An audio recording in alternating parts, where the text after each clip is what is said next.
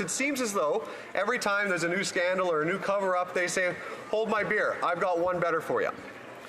And then today they come out and they want credit as heroes for releasing the information that was gathered and put together by taxpayer-funded bureaucrats that show that our economy is in fact worse off under their policy. And they have the gall to come out here and say, look at us, we're transparent, only because Conservatives brought forward today's motion. Now what the report shows, what the data shows, is that over $25 billion of our economic GDP will be lost by 2030 under their plan.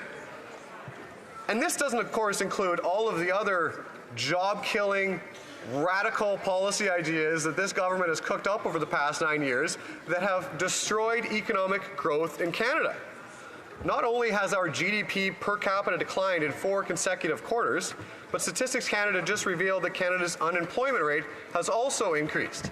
In fact, for jobs to keep up with the population growth, Canada would have needed an additional 33,000 jobs in May, and we came nowhere near it. But meanwhile, the United States created 272,000 jobs within their economy, and our economy continues to fall behind.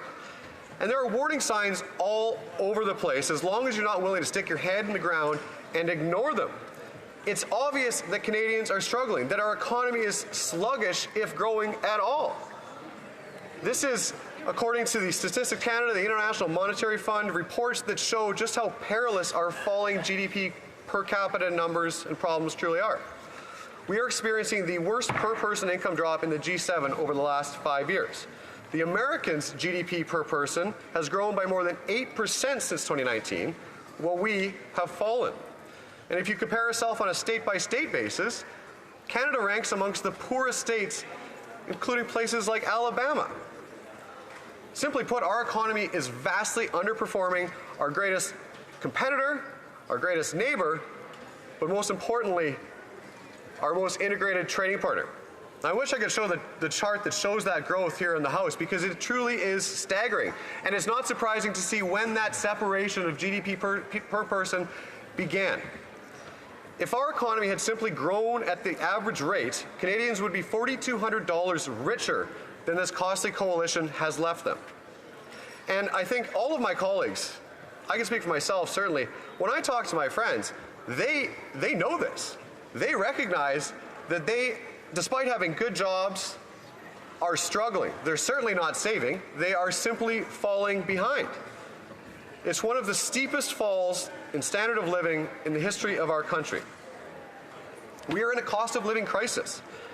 We can look at the cost of groceries. I assume all of us go to the grocery store. We see the same thing. Put yourselves in the shoes of people who are trying to support a family and understand the challenges that they are going through when they are choosing products, whether they're healthy or not, for their children in the grocery store each and every week. This Liberal NDP government's record deficits have driven interest rates sky high. And the dream of home ownership is simply dead for so many Canadians. Canadians are struggling to stay afloat. And what does this Prime Minister and his coalition partners do? They say 23% carbon tax hike. That's the anvil we're going to throw you. Sink or swim, good luck. Then, of course, there's the increase in the price of gas, of groceries, of home heating, and everything else. It all adds up, Madam Speaker. Millions of people in this country are using food banks each and every month. It is hardly the country that many of us recognize, and certainly not the one I grew up in.